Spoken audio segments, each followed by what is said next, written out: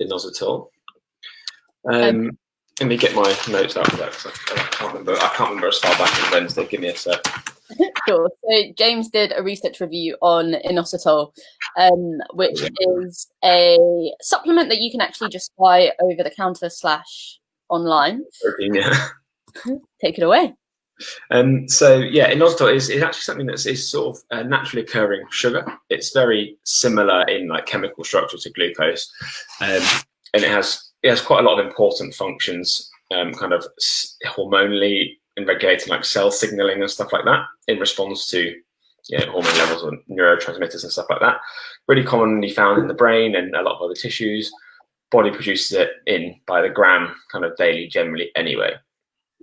So what we see, especially, it's been noticed in things like polycystic ovary syndrome, where we have like significant insulin resistance and a lot of other metabolic side effects, is that actually it seems like the inositol levels are quite low, or the ratio of the two types. So myo is one type, and I think it's D-inositol is the other type. So the ratio might be off, which seems to have a bit of an interplay with the like metabolic side effects that we see and the kind of fertility side effects and stuff like that. So what we have seen is like still a building area of research. So jury's out still, but the evidence is definitely building, and it seems like it's potentially a very, very useful supplement to take, and it's very beneficial with actually very, very few side effects, which is also a huge bonus. So basically what it does is it can be found in foods actually, so you can find it in like citrus fruits, and we can absorb it from there. It's also in like nuts and beans and grains, but it's in a form called phytic acid, which you might have heard of, but we can't actually break that down, so it's not really bioavailable. Just an interesting point. It also used to be called vitamin B8, if that's of interest to you, but it's not essential because we can produce it ourselves. So what it does in terms of in the body generally is it's an FSH messenger, which is follicle stimulating hormone, which obviously is only a female thing, and it's quite important in the kind of ovulation and like menstrual cycle. And so by having adequate levels of this, it basically improves our like ovary function essentially, and a menstrual cycle regulation, along with improving insulin sensitivity and decreasing our hypergonadism in polycystic ovary syndrome sufferers, which obviously are all things that people with that condition struggle with. So actually being, just by taking the supplement, and we're talking like 2 to 4 grams a day, so really not that much, can have a significant impact on all of those areas. And that means we probably have to take fewer drugs. Actually, we can regulate our weight better if we're someone who's suffering from that, because weight management is a huge issue, largely because our kind of metabolism, their metabolism can be affected by as much as 40% in these cases. So actually losing weight can be a real issue. And often we see polycystic ovary syndrome coupled with obesity quite commonly as a result. So anything that's going to help there is going to be a big win. And in that sense, the only real side effects we see can be kind of gastrointestinal, so like a bit of kind of gut rotty type stuff, basically like flatulence, nausea, vomiting, that kind of thing. In the higher doses generally, so we're talking like 18 grams plus, we start seeing them really regularly. They have been seen in doses like around 6 grams, but we're talking still 2 to 4 grams a day, preferably in divided doses, is kind of what seems to be optimal now. At the moment to get our improvements. Apparently up to 30% of people are inositol resistant, which is interesting. I don't think I mentioned that the other day. But essentially what we need to think about when we start supplementing with this is it's not an acute thing to supplement with. So like you're not going to be able to take it on day 1 and see results on day 2. You're probably going to have to be taking it for a month, 2 months, 3 months to actually start to see the results starting to kick in, especially with regards to like the fertility side of things, and then couple that with lifestyle changes and dietary changes, etc., and exercise to see our real benefits overall, I think. So generally speaking, that's the best way to do it. 2 to 4 grams a day in divided doses seems to be, from the research, the best. And I think experience, especially from your side, you said 3 grams a day you've used with some clients before, and that seems to have pretty good effects. Yeah, and they didn't even split it. So the people who have used it that have been working with me did 3 grams like in one dose, and that was beneficial for all of the symptoms. Cool. Yeah, so you can do it in one dose. You can take 4 grams in one dose.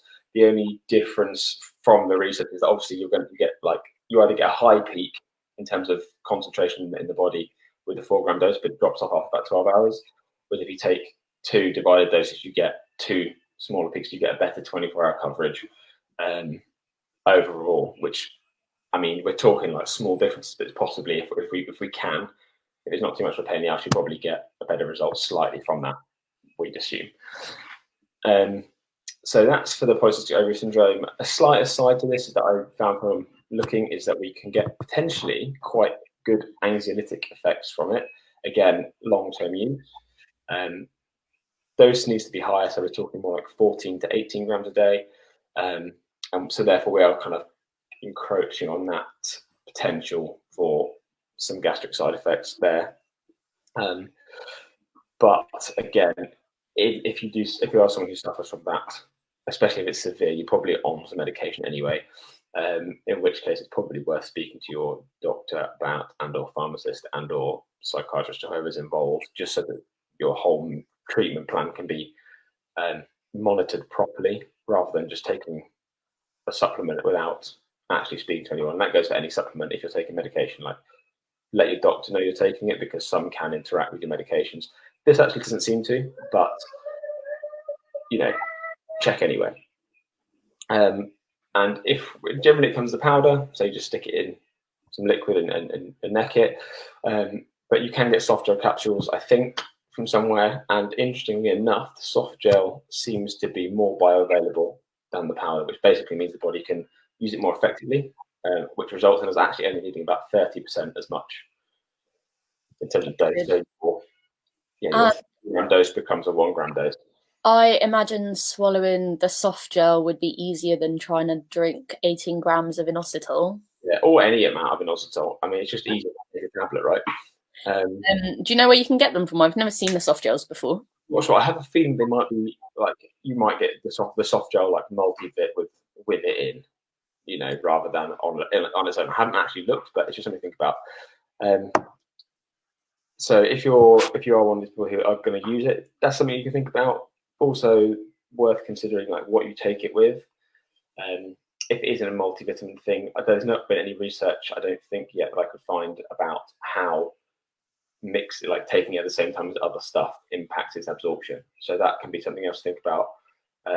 No research on that yet, and there might not be, because it's, I don't know, but probably take it on its own, probably before breakfast, and probably without any coffee, because there is a study out there that shows that coffee decreases the absorption rate. So maybe give it an hour before you have a coffee, or half an hour, or whatever. Just a little aside there.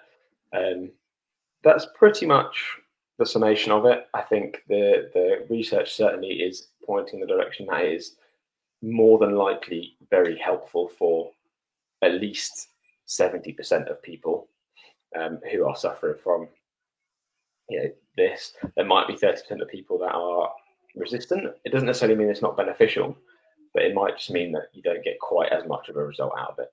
Again, still a building area of research. Hopefully there'll be more, but it's interesting, and potentially for a condition where the only real treatments are like metformin, which is actually pretty safe in itself, and there's not too many side effects, again, apart from like gut stuff. The rest of it's like, it's just like try and lose weight and exercise more, pretty much. So yeah, potentially really useful if you are polycystic ovary syndrome sufferer. Maybe there's some potential for type 2 diabetes there from the insulin resistance side of things. But I think, again, more research needed. But again, it's also, you could try it if you wanted. It's just a supplement. It's probably not going to cause you any harm. It's a naturally occurring thing. It'd be like taking more creatine, if you look at it like that. And I think it only has an effect in females, they think.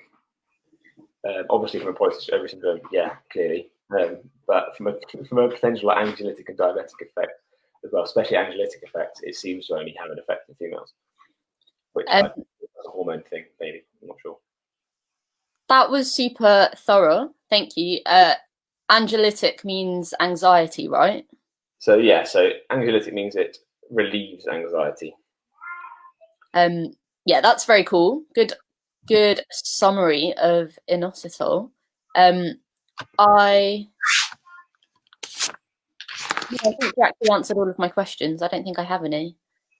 So thanks. No problem. Okay, then shall we move on to the study